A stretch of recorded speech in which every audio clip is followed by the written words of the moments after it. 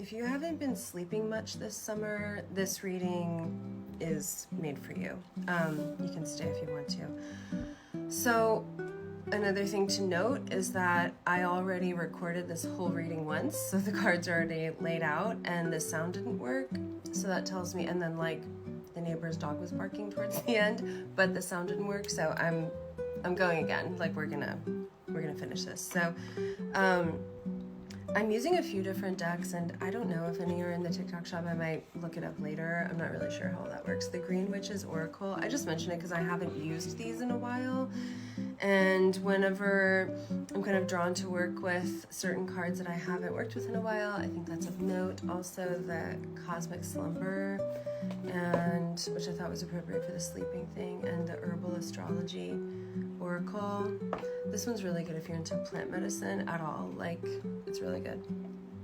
Okay, so yeah, the reason why like I wanted to do a reading about this is because I thought it was just me, but then I've been asking around, and a lot of people I know, whether they are spiritual, clairvoyant readers, or just like not at all, like people who don't dabble in the spiritual or delve or anything at all, it's been kind of going around like not being stressed necessarily, and not like suffering. It's not like suffering from insomnia. It's just like being awake until 3 in the morning.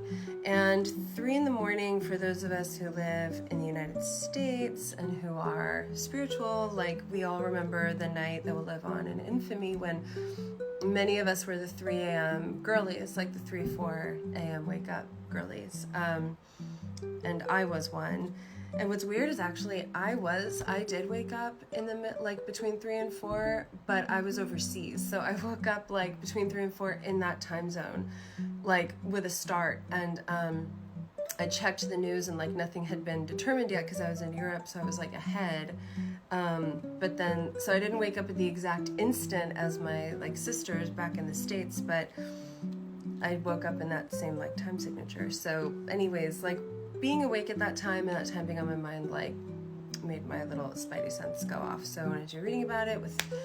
Let's get into it. So with the Green Witch's Oracle deck, the Earthworm was the first one, which I thought it's funny. They said it's clarity and rumination. So I mean, I haven't necessarily been feeling stressed or ruminating, but with the other cards, we've also got Basil for prosperity, luck, and love.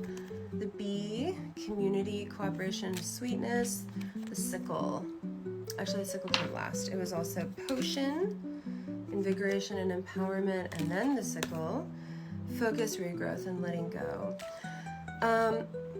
What came through for me is that with this is that it has to do with, I guess, like what the sort of new agey terminology would be.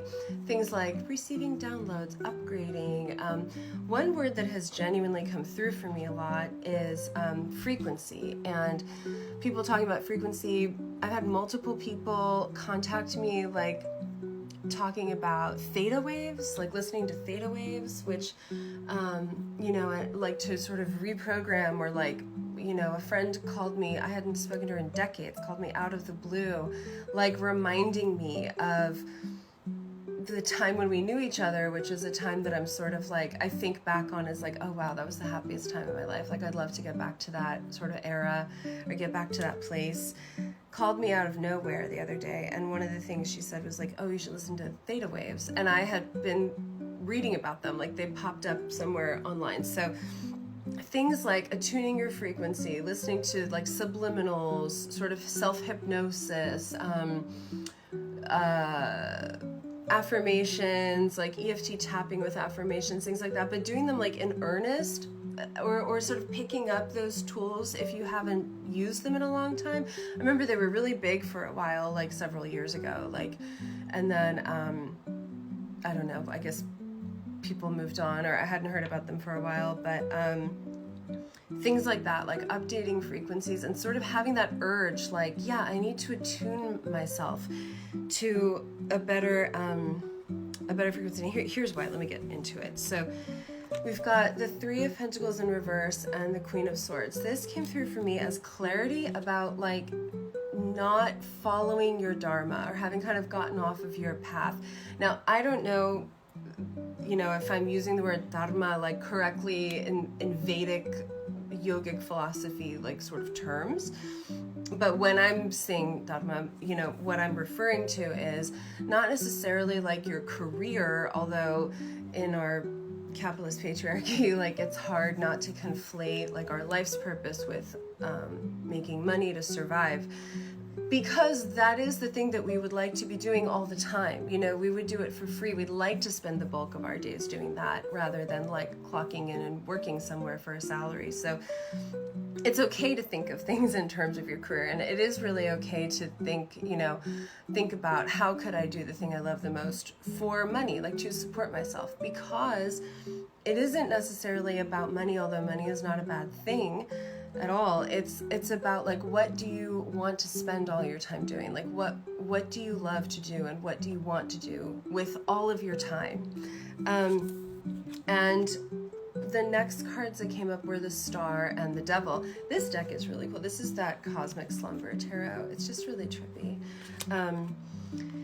This has to do with the battle between what your higher self wants you to be doing and like your vices, addictions, mostly like vices and addictions, and things that you feel imprisoned by that you're not actually imprisoned by. In the traditional imagery of the Devil card in tarot, it's like the devil has two people chained, but the chains are loose and they could easily remove them, or they're not tied to anything. And this has to do with the competition between what you're actually doing with your time and what you came here to do. A lot of us are spending like way too much time on this like platform that I'm on here, on the devices, and I think it goes deeper than that, though. I mean, that is really deep, like when something is sucking up all of your time and creativity, and we could go into things like data centers and AI and things like that. I don't want to like trigger the algorithm, but the things that sort of consume your time and your energy and your creativity, and that you channel towards vices rather than that which you like came here to do. I also, with the Bee card from the previous deck, where is that little bee? When it talks about community, there's a ton of discourse about wanting to find community, in-person friendships. Again, I am old enough to remember when the time before internet and when hanging out in person was like what everybody did. And I've seen a lot of that. And a lot of that also has to do with people are waking up to thinking about, do I really want to spend all my time on my phone or in my room by myself? And also when we decenter certain types of relationships, like decentering romantic relationships, that leaves this space for other types of relationships and community that people are hungry for. The next two cards are the Seven of Torches or Wands and the Lovers. And this has to do with that competition for your attention and choosing, like in the competition for your time and attention, choosing the path that most aligns with your highest self and what you're here to do. And listen, that doesn't have to be something like noble and charitable and like going and, I don't know, picking up litter or whatever, although it would be nice if you did that. It's like what nourishes your soul, like what is fun for you, like what will raise your vibration into that space of like havingness and validation and joy. Because where did I see? I saw a quote. It was like joy is a revolutionary act or something. And so fighting off the competition for your time and energy and aligning it with that thing you love to do, that you want to do more of, but that you don't do often enough. And then finally, like we end with the Princess of Torches, which is the Page of Wands, and the King of Cups.